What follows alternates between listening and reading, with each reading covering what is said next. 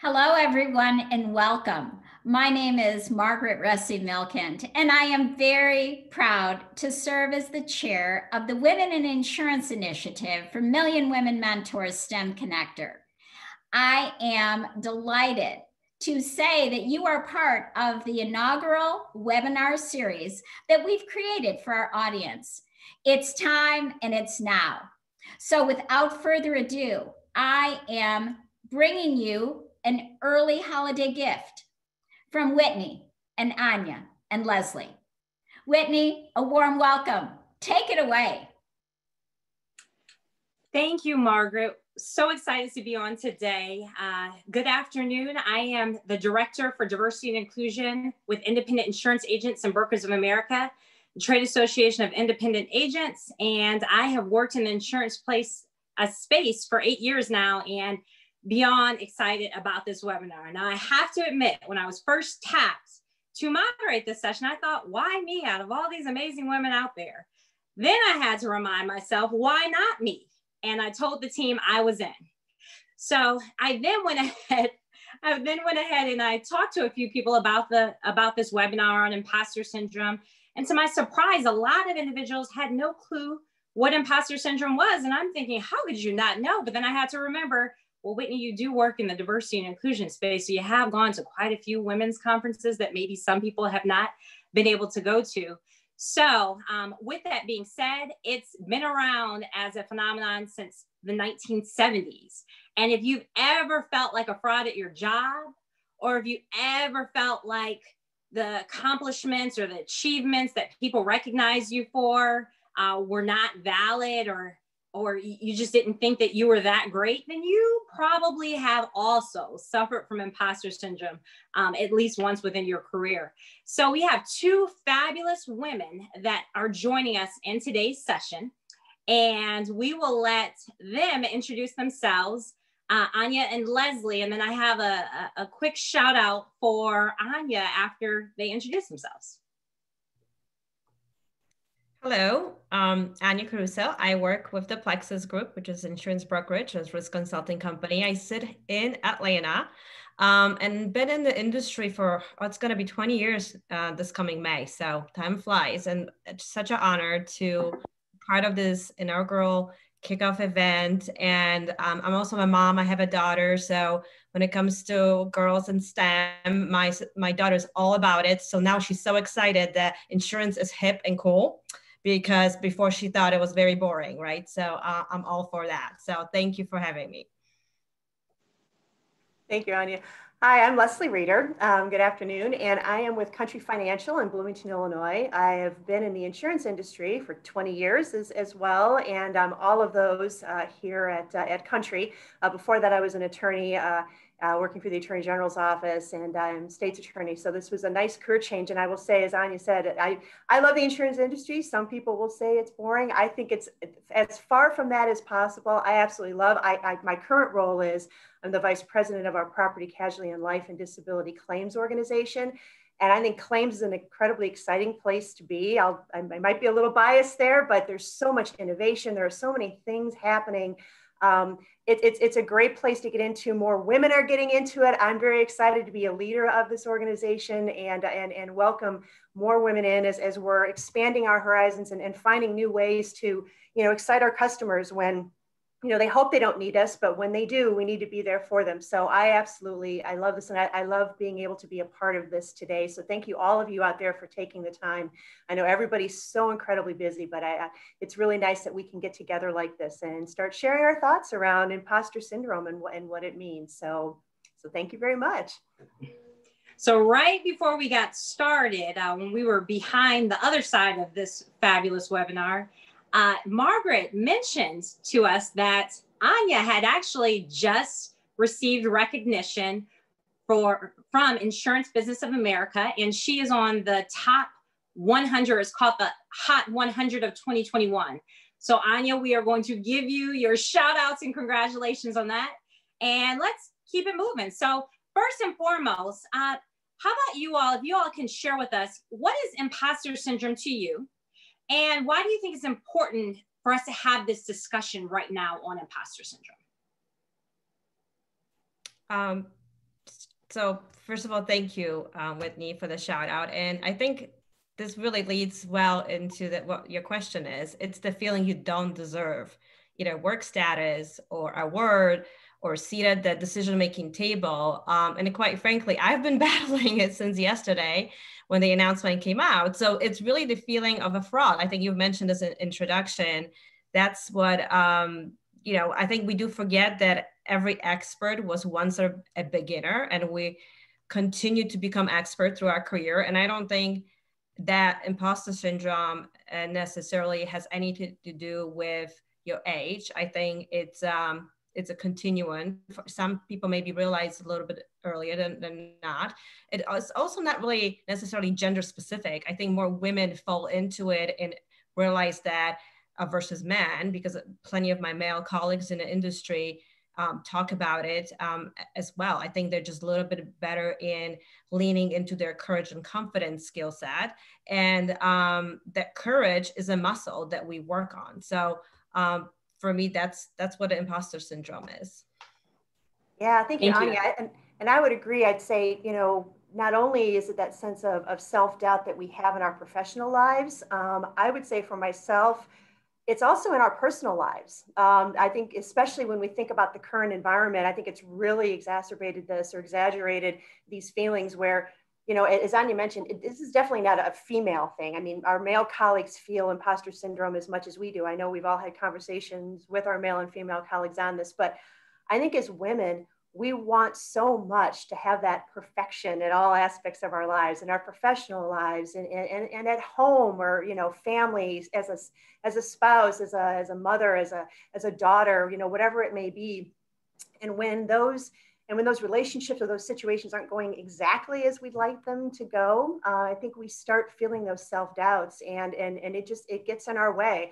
And again, I think it's very important we're talking about this right now, because I think this year in particular, with the pandemic and this sense of disconnection and the different challenges it brings on all different levels, I think we're really, really seeing, I think it's something that we're all experiencing a lot more than we have in the past. I know, if I can speak for myself, heaven knows I've gone down that path a few times this year myself.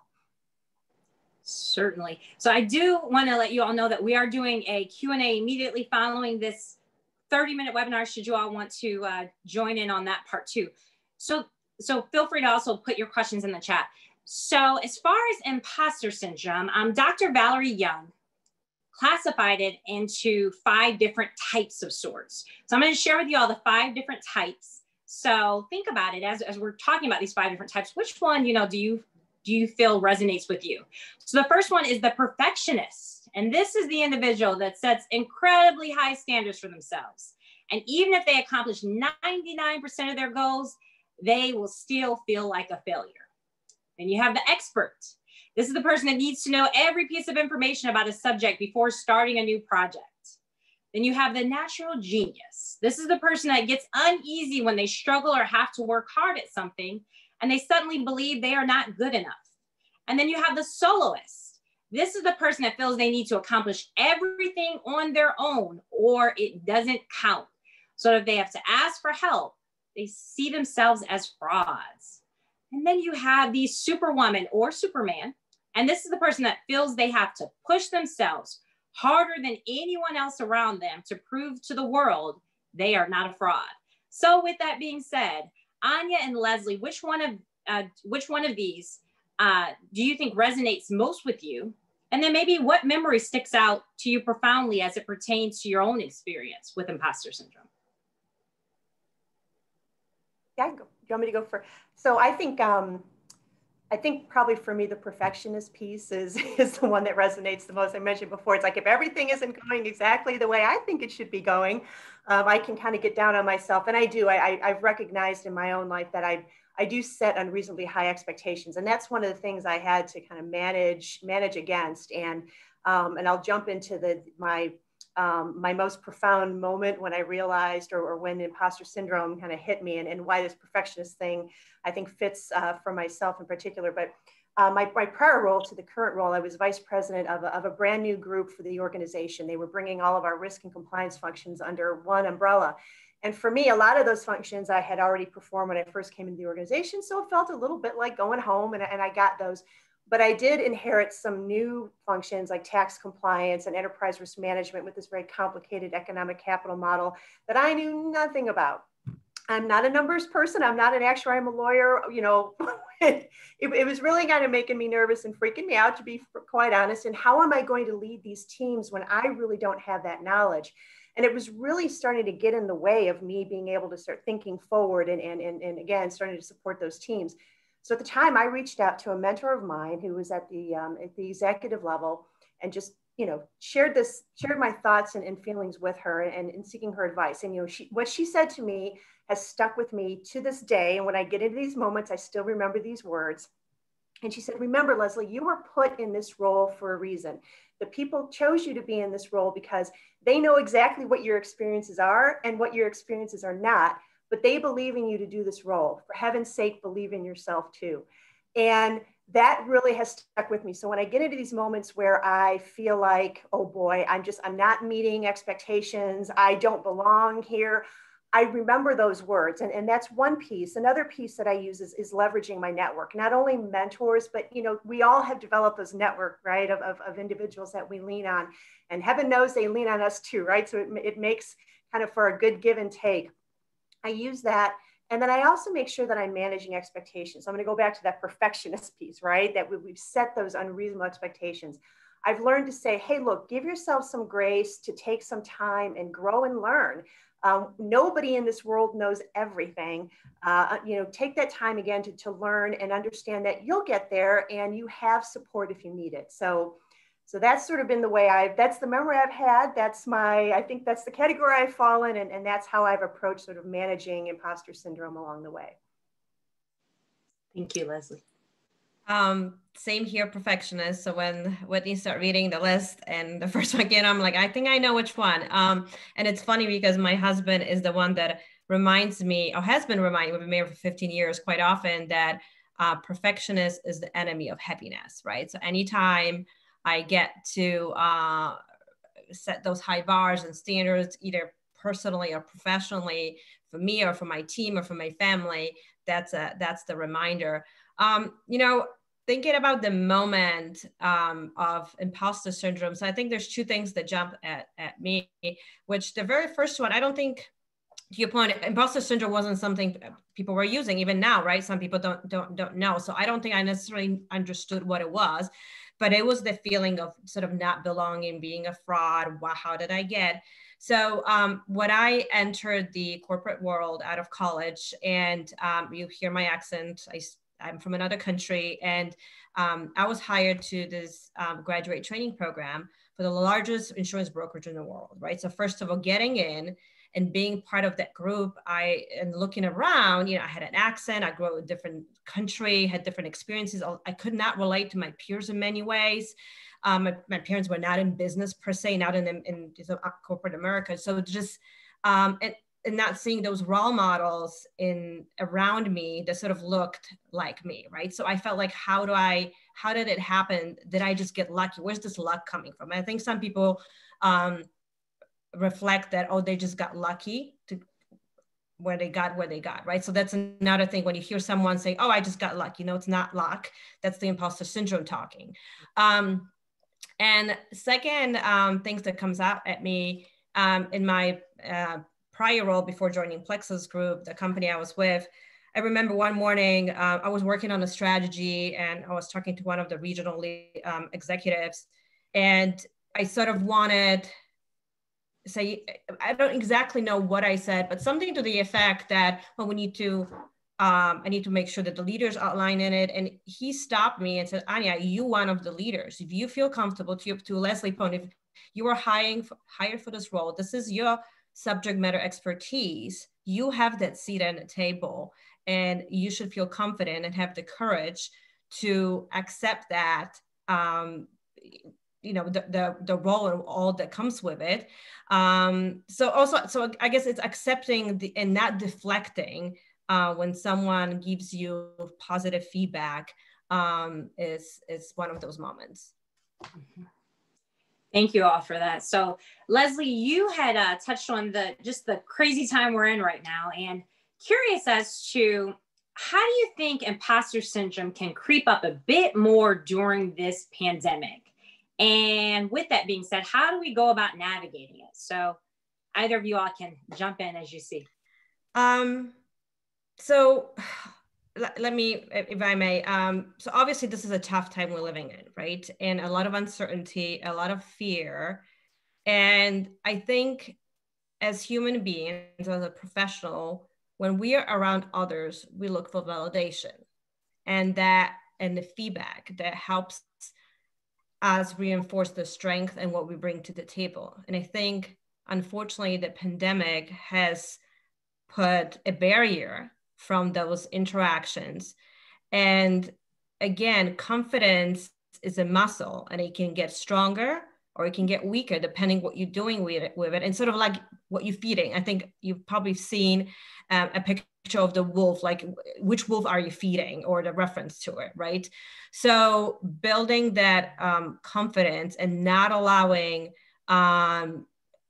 it to take over when you're questioning. So one of the challenges when it comes to confidence, and I think pandemic definitely puts a spotlight, is when you second guessing yourself, and an analysis paralysis. We've all been there, right?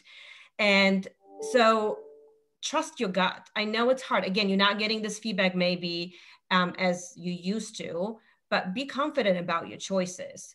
And also knowing that they're not always gonna be perfect, but that's how you learn. You learn from those mistakes. And I think, again, even there's a word you mentioned that people always talk about their words, what you've accomplished, but just like the success iceberg, you only see the very top of it. You need to know and understand everyone has a lot under the surface that doesn't get talked about. So, and also that over analysis and second guessing, it really wrecks your productivity.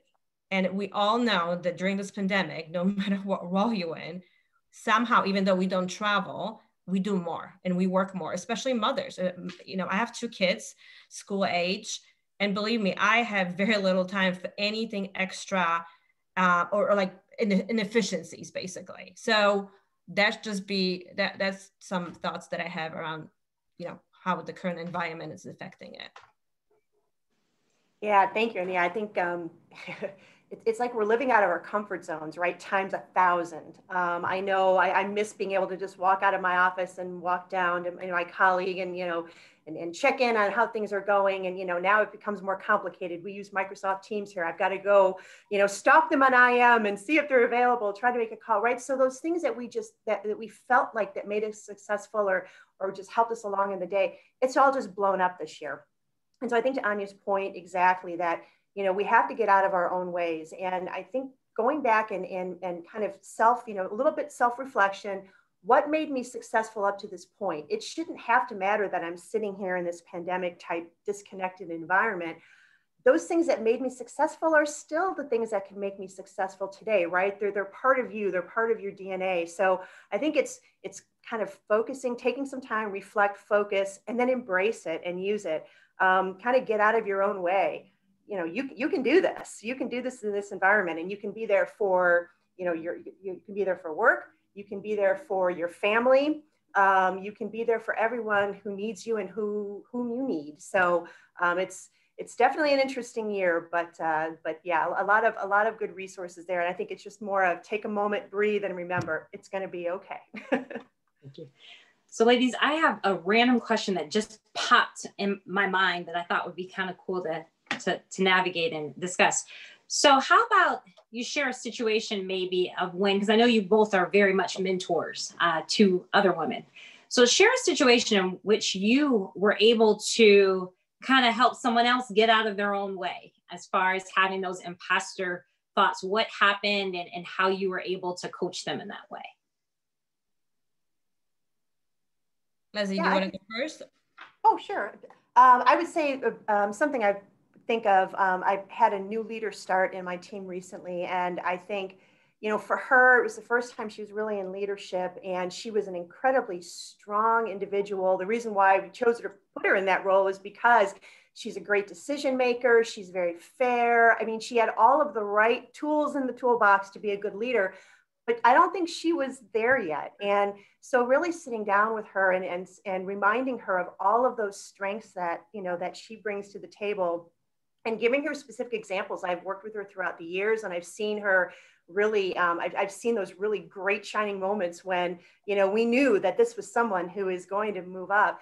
And being able to just, again, let's sit down, let's reflect, let's talk it through. And you could see it in her eyes. I mean, you could see as she was kind of talking that through and remembering, oh yeah, that's right, that confidence was building.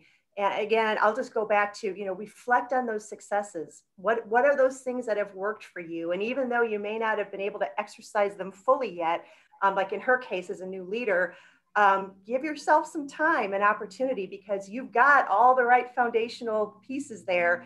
And I love being able to draw that out, because I've had that done myself, of having conversations where I've had those moments of doubt, and the kinds of conversations that from my mentors or my leadership that took that time to help remind me why I'm in the role I'm in. So anyway, that's one example.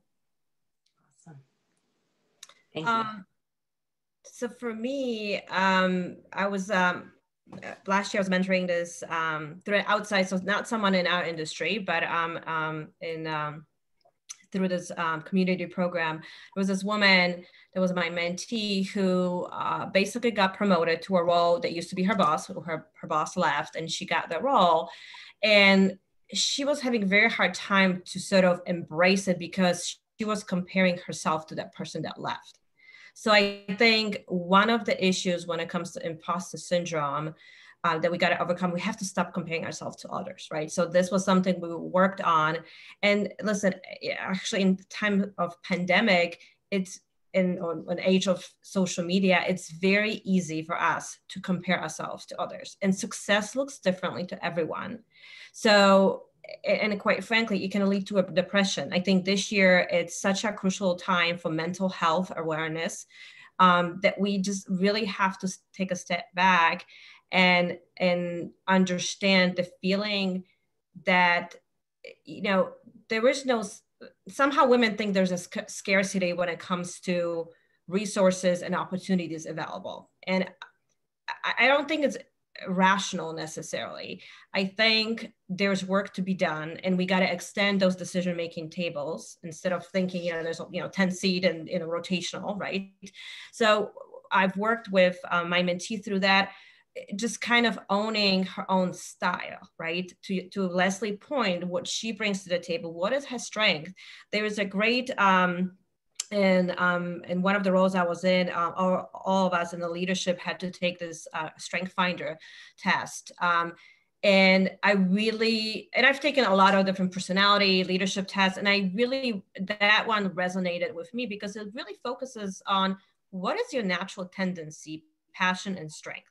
Like, we got to be aware of our blind spots. That's fine, obviously, but it's not, if you're going to focus on making your blind spot better, that necessarily what's going to make you successful. You got to understand how you're going to elevate your strength to help you move forward.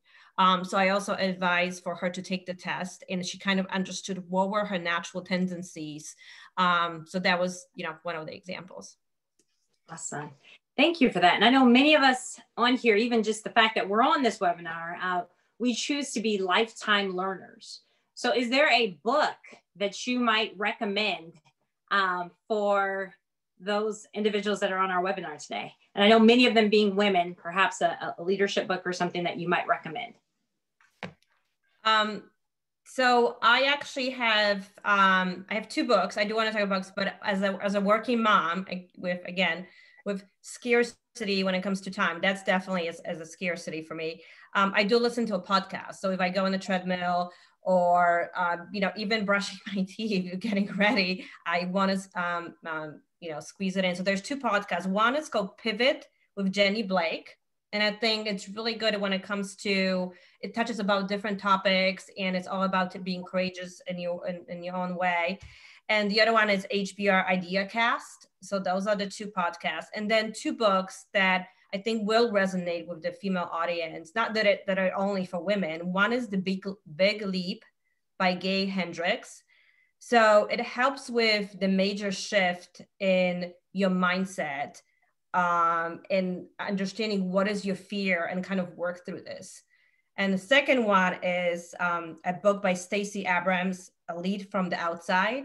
It's a really good book because it speaks about our differences from race to gender to class. And, you know, I'm an immigrant, so it really resonates with me personally, but we all have a different level. You know, diversity is such a broad topic and there's so many different levels, not just race, even though I feel like that's the first thing that a lot of people think about it. So that book provides you, you know, sort of like, how do you harness your differences to bring you forward and make you the best that you can be. So those are my two recommendations: Big Leap by Gay Hendricks and Lead from the Outside by Stacey Abrams. So I have one book in particular that I have, I read, it's probably been about 6-7 years ago, maybe even longer. I don't know, time flies anymore when you get into my age, I can't remember, but I went through a leadership development program here at Country, and it was a book that was assigned to us. And, you know, I never know, I'm always a little leery on business books. Some can be great, some not so good. This one really stuck with me. And even though it's been around for a while, it's called True North by Bill George. And Bill George is CEO of a company called Medtronic, and he's currently a Harvard Business School professor. But what really struck me about this book is it's about becoming an authentic leader by finding your internal compass of values and then making sure that you use those in your path, as you know, in your journey as a leader. And to me, that means everything. If I can get up in the morning and look myself in the mirror and say, you know what, I tried my best yesterday. Maybe it didn't go as well as I wanted it to, but I didn't hurt anybody intentionally along the way. I tried my best. Would my kids be proud of me if they heard about what I did? What if it was in the papers? Would I be proud? I think this book really resonated with me because it's about finding those core values, understanding yourself, and then not losing those. You should be the same person you are in leadership as you are, you know, in your own personal life. And again, it's a book. It's been around for a long time. I believe there's an updated version out now. Bill George uses case studies of different CEOs, different leaders to kind of make his points. And I think he's just updated the book with that. But it's a book I still pull out from time to time. It gives me a little bit of, it energizes me a little bit, kind of refreshes on all those reasons why, again, keeping to those core values makes such a difference in being an effective leader. Thank you, ladies. And before we go into our Q&A session with Margaret, I just have one other question for you all. So for 2021, if you had one word that you'd like to lead with in 2021, what would that be? Hustle. Okay. That's mine. Just gotta hustle. I've got to adapt. It's probably not a surprise. That was definitely the word of the year this year. And I don't think it's going to change much next year. We need to be able to change on the fly. And so that's our challenge. Awesome. So for those that want to stay on for our Q&A moments, about 10 or 15 minutes, Margaret will lead us into that time. Thank you, Margaret. Well, thank you, Whitney. You were fabulous. And it really did feel like a fireside chat. And I love the chat feature. While you ladies were talking, we were all buzzing with your energy and amplifying you. And we'll have screenshots of that moment. So we'll be sharing that with everyone on this call. So let's start with the Q&A. And Whitney, we want you to be a part of that as well, because now we want to hear your voice. So I do want to start with the question that was asked early in the session, and I believe it was by Kimberly. And, you know, I'm paraphrasing here, but she said, how do I own my position? I'm a younger leader. How do I make sure that I feel that I belong and that I truly deserve to be in that role? So Whitney, I'm going to start with you. What advice would you like to give Kimberly?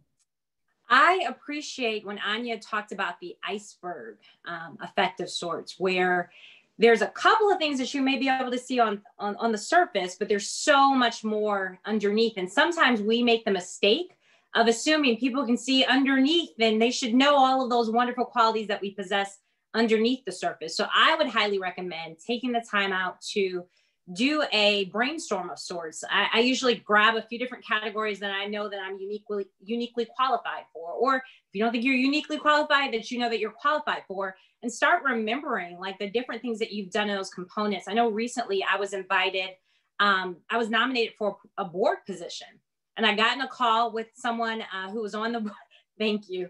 I didn't get it yet, but I was nominated for it. But I got in a call with someone who was on that board who doesn't, we know each other well and that we, you know, hang out and have fun, but he's never seen me work and like the different things I've done. So when I was talking to him about the position, he, you know, he grilled me, and I so appreciate it. I was a deer in headlights at that moment. However, after he grilled me, because I wanted to make sure that I prepared myself well for even potentially having this position, I took some time out and just reflected on my 15-ish years of career experience, 8 years in the insurance industry, and then some time elsewhere, and was reminded of some pretty cool things I did. And I forget sometimes some of those things I do. So it's really, really important that you write down what you're doing, because sometimes we're so caught up in the work that we forget to reflect. So I'm very, very grateful that he challenged me in that way and that I was able to reflect. And then I sent him an email back the next week, because it was right before Thanksgiving. So after Thanksgiving, I sent him an email and said, you know, thank you for challenging me with that question. And I had a whole, a long essay of like 5 different points and sharing why I was qualified in this area and in that area, and stuff that, again, he probably did not know. So I think it's really important that you do have that elevator pitch, the shortened version, but then sometimes you're able to elaborate on that elevator pitch to share even more details of some of the things that you have done. I love that, Whitney. Mm-hmm. Anya, I'm sure you have some great advice.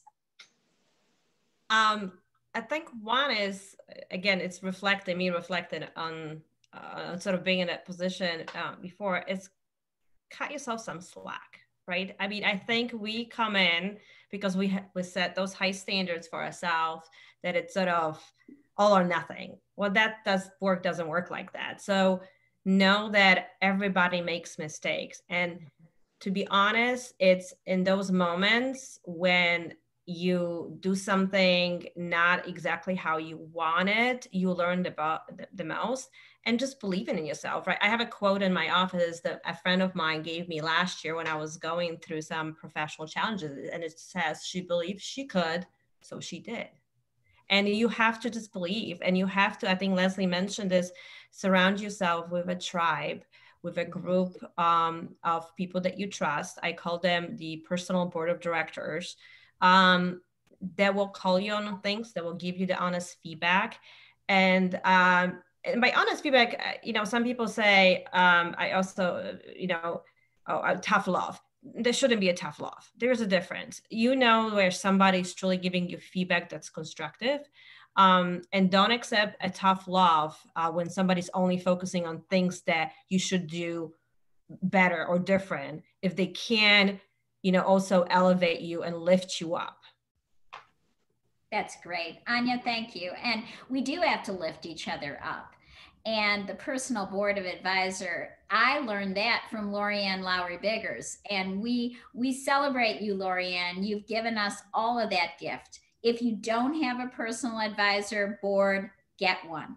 It's easy. Start with one and build from there. Leslie, do you have something that you'd like to add from your repertoire of experiences? Yeah, and I think really building on what all of you, you know, what Anya, Whitney, and Margaret, what you've all been saying here, you know, talking about making those connections, I would even suggest, and this was something I had to get my head around too when I first started, and someone, you know, mentioned this to me, is, you know, we all make connections, and I think we kind of tend to go toward those people that we naturally gravitate to, right? Or we feel like there's that easy relationship. Go do something a little different. Reach out to someone that you might think, hey, I don't even know that they'd want to be a mentor to me, or, you know, they're just way too busy, or they're way too high up in the ladder. You will be absolutely amazed at how many people want to help you. Yes. How many people want to see you succeed? And, get outside your comfort zone a little bit. Ask. I mean, the worst that'll happen is they'll say, hey, I'm really sorry, not a great time. Okay, that's great. I'll try someone else. But I think you'll be really surprised at the people who say yes. And I know for myself, those have been some of the most valuable and beneficial relationships that I've made over the years that have helped support. And I'll just go back to the other piece too, kind of starting off, as you're questioning yourself, remember, you're in that role because you have a special set of skills and talents, and you were put in that role for that reason. Believe in yourself, leverage those, go back and remember, find or recognize those and understand that you're bringing those to the table. It's going to support you well. And, just believe in yourself, be your own cheerleader. I love that.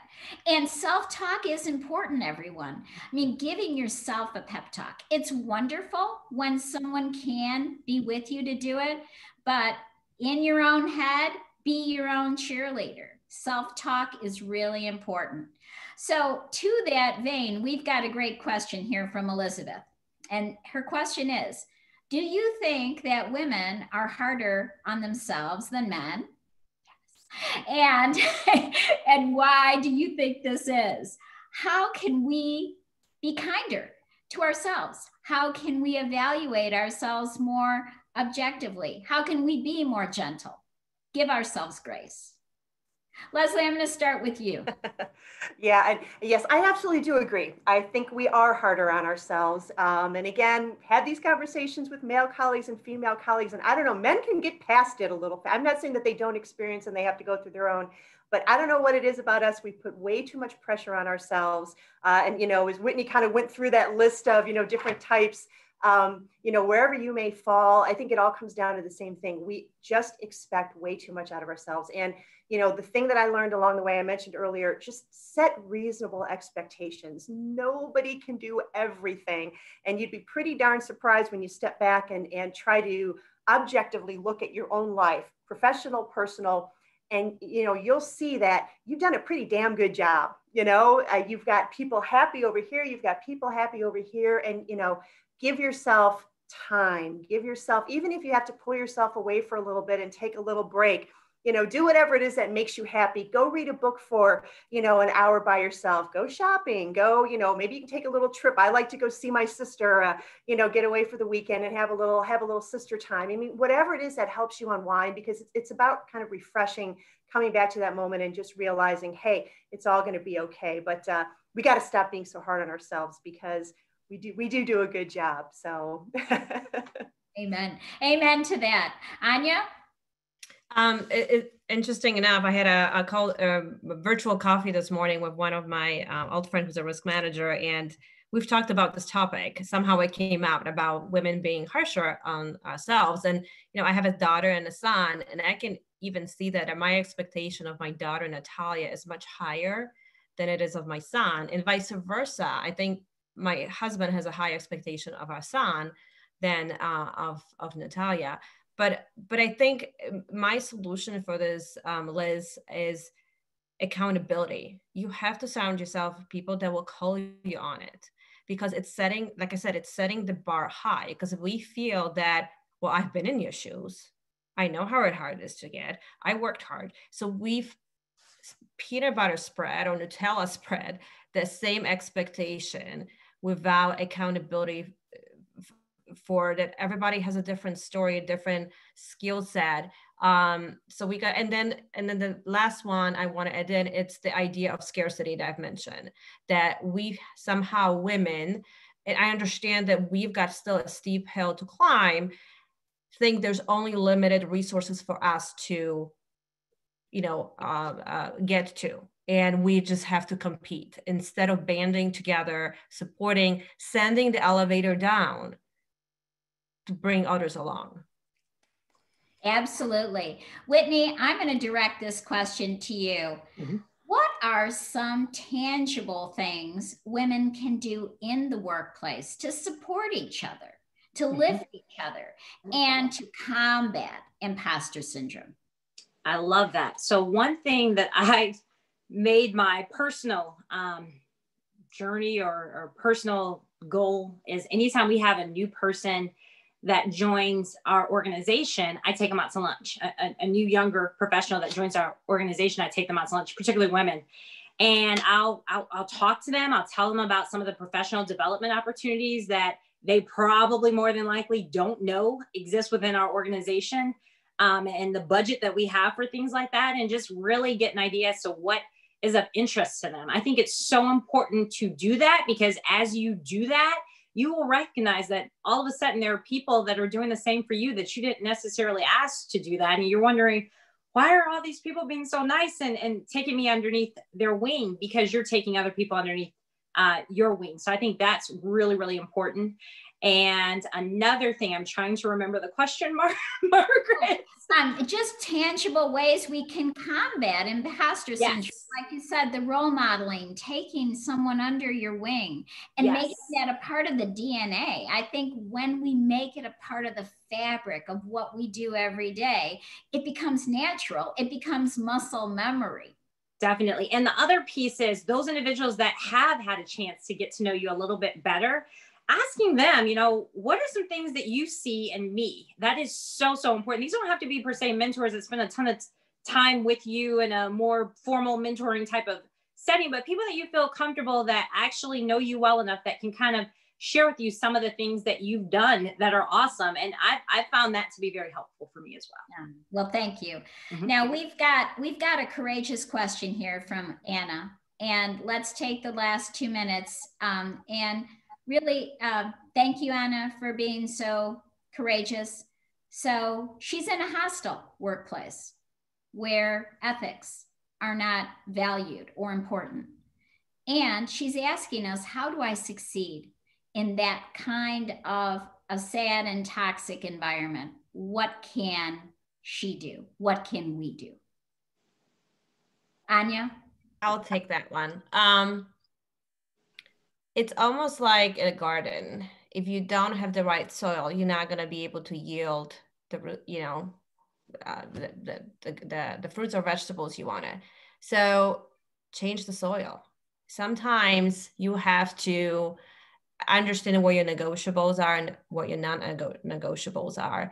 And I understand we're also during a pandemic, but sometimes you got to make a decision to leave and understand, you know, that, and none of those are easy decisions. I think women more than men are more loyal. It's always been hard for me to leave from one place to the other. It's never an easy decision. But sometimes you got to understand. Someone once told me, because I was trying to change the environment. It wasn't that, it was just something different, but nevertheless tried to change something that was so ingrained within the culture organization. And he or she actually told me, if you, Anya, can take this energy that you're trying to move this mountain that's not going anywhere, and you can apply somewhere that's pliable and you can grow something out of it, think about the results. So I always think about the mountain, like, can I move this mountain? Well, thank you. And believe it or not, we're up on time, but Whitney, I'm going to give everybody a chance in the lightning round to give their last words of wisdom, their pep talk, their moment, because we want to leave you all uplifted, stepping into your power and celebrating you, celebrate each other. So Whitney, give us your last words of wisdom, and then we'll go around the square. So going back to that hostile work environment, actually, whether you're in a hostile work environment or not, the people in your industry or in the industry that you know should not just be the people in your company. So you should be involved with a professional networking group, the Million Women's Mentoring Group, Women in Insurance, phenomenal group to belong in, because you should be able to at any point talk to other people that are in a position that you have within your role that work in another company. And that is my biggest piece of advice, is make sure that you're using your network outside of your company. Wonderful. Leslie. Yeah, I think to Whitney's point too, I would say, and in going back to that last question, you know, don't compromise your core values. You don't have to compromise to come to them. It's a tough decision to make, but there are places that will value and appreciate you, as difficult as it is. So believe in yourself. And especially, you know, as we talk about imposter syndrome in this environment, remember what makes you you. Remember those things that make you successful. Be your own cheerleader. Own it. Embrace it. You're going to get through this, and it's going to be great when you come out on the other side. Wonderful. And Anya, wrap it up for us. I will end up with a quote that by Theodore Roosevelt. It says, each time we face our fears, we gain strength, courage, and confidence in the doing. So be courageous, be confident, and be curious. I think turn that fear into curiosity. So when you don't know something, just own it and be curious about it. People want to help you. I feel fabulous. I feel like I've just spent the last 45 minutes in the spa and better. So, ladies, I applaud you. We celebrate you. Thank you for your grace. Thank you for your wisdom. Thank you for your heart and your head. That's what we're all about at the Women in Insurance Initiative, a Million Women Mentor STEM Connector. Please join us. We are here for you. We care. And we wish you all a blessed holiday season and a fabulous 2021. We'll be back with our next series in February. Thank you all. Happy holidays. Bye. Thank you. Bye.